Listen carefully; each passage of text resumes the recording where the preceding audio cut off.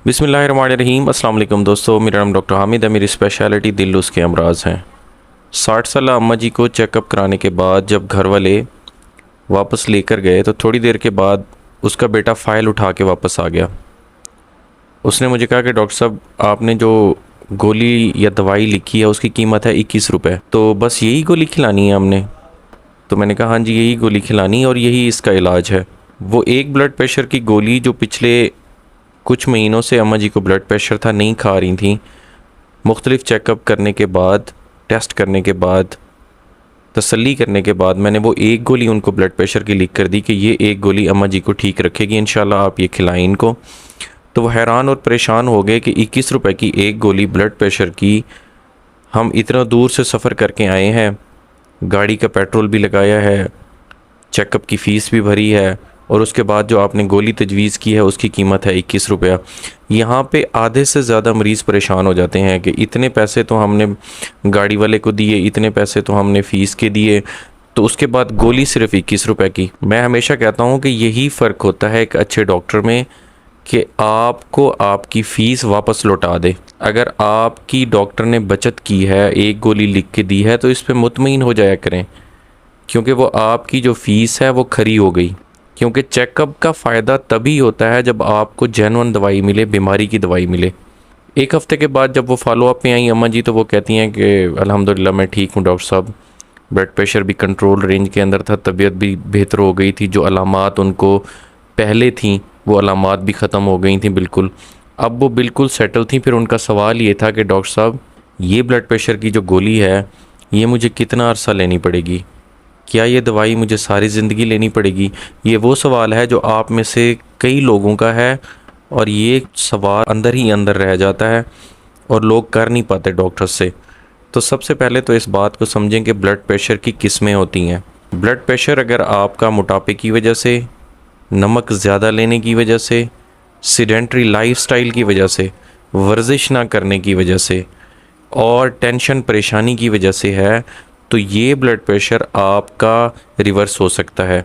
उसके लिए आपको किसी दवाई गोली की ज़रूरत नहीं होती। अगर आप मोटापा कम करें, अगर आप नमक ख़त्म कर दें, अगर आप वर्जिश करना शुरू कर दें, और अगर आप स्मोकिंग बंद कर दें, तो ये आपको फिर गोली की ज़रूरत नहीं पड़ेगी आगे चल के। मैं हमेशा एक मिसाल देता हूँ कि आपके घर में अगर पानी की पाइपलाइन के साथ एक वाल्व लगा हुआ है, पानी की पाइपलाइन में प्रेशर जब बढ़ता है, आप वाल्व खोलते हैं तो प्रेशर रिलीज़ हो जाता है। आप जैसे ही वाल्व बंद करते हैं तो वो प्रेशर फिर बढ़ जाता है। ब्लड प्रेशर की मिसाल बिल्कुल उस पाइपलाइन जैसी है कि ब्लड प्रेशर की गोली उस प्रेशर को कम कर देती है जो नालियों के अंदर बनता है। तो आप नहीं खाएंगे तो वो प्रेशर फिर से बढ़ जाएगा। तो ऐसे मरीज़ जिनके ख़ानदान में ब्लड प्रेशर का मसला है, जिनके ख़ानदान में दिल के अमराज मौजूद हैं, और जिनको पुराना ब्लड प्रेशर है बहुत ज़्यादा, ऐसे मरीज़ अगर ये कहें कि हमारा गुजारा दवाई के बगैर हो जाए, तो ये मुमकिन नहीं है। अक्सर लोग इस बात से डरते हैं कि ब्लड प्रेशर की गोली शायद नुकसान देगी, इसलिए नहीं खाते हम। मैं मरीज़ों से पूछता हूँ कि आप गोली क्यों नहीं खाते, क्या वजह, क्यों भागते हैं गोली से आप? तो वो कहते हैं डॉक्टर साहब इसके साइड इफ़ेक्ट्स होते हैं ना, तो इस वजह से हम नहीं खाते। ये बिल्कुल एक गलत कॉन्सेप्ट है कि ब्लड प्रेशर की गोली के साइड इफ़ेक्ट्स है। हालांकि साइड इफ़ेक्ट्स हमेशा ब्लड प्रेशर के होते हैं। अगर ब्लड प्रेशर आपका तेज़ होगा, आपको फालिज का ख़तरा है, आपको दिल का ख़तरा है, आपको गुर्दों के अमराज का ख़तरा है, और आपकी बिनाई जाने का ख़तरा है। ये वो ख़तरात हैं जब लोग इसको फेस करते हैं तो पछता रहे होते हैं कि हमने ब्लड प्रेशर की गोली क्यों छोड़ी, या हमने ब्लड प्रेशर की गोली क्यों नहीं खाई। क्योंकि ये इतनी ज़्यादा ज़रूरी गोली है जो आपको इन बीमारियों से, जो कि मोहलिक बीमारियां हैं, महफूज रखती है। अब कुछ लोग कहते हैं कि डॉक्टर साहब हमारा ब्लड प्रेशर तो 120/80 आ रहा है, हम गोली भी रेगुलर खा रहे हैं, तो अब हमें गोली बंद कर देनी चाहिए क्या, क्योंकि अब हमारा ब्लड प्रेशर तो बिल्कुल ठीक है। तो एक बात याद रखें कि जो आपका ब्लड प्रेशर नॉर्मल रेंज के अंदर है, ये उस गोली की वजह से है जो आप ले रहे हैं। गोली आप ले ही इसलिए रहे हैं कि आपका ब्लड प्रेशर नॉर्मल रेंज के अंदर हो। अगर वो गोली आपका ब्लड प्रेशर नॉर्मल रख रही है तो इसका मतलब है गोली बहुत अच्छी है, आपके लिए मुवाफिक है। तो इस गोली को आपने छोड़ना नहीं है और अपना ब्लड प्रेशर वक्तन फ़वक्तन चेक करते रहना है।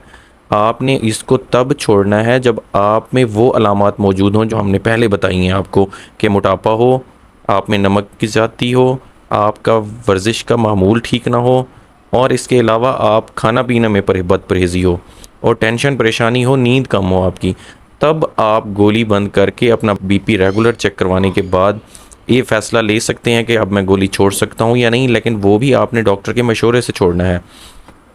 और सबसे आखिर के अंदर के दोस्तों के ब्लड प्रेशर की गोली आपकी दुश्मन नहीं है, ये आपके दिल, आपके दिमाग, आपके गुर्दों और आपकी आँखों की मुहाफ़िज़ है। अपना ब्लड प्रेशर कंट्रोल के अंदर रखें और ऐसे लोग जो ब्लड प्रेशर की गोली लेने में कोताही बरतते हैं और ब्लड प्रेशर चेक करने में कोताही बरतते हैं और आंखें बंद की हुई हैं उन्होंने, उन तमाम लोगों तक ये वीडियो शेयर करें ताकि उन सब का फ़ायदा हो। अस्सलाम वालेकुम रहमतुल्लाह।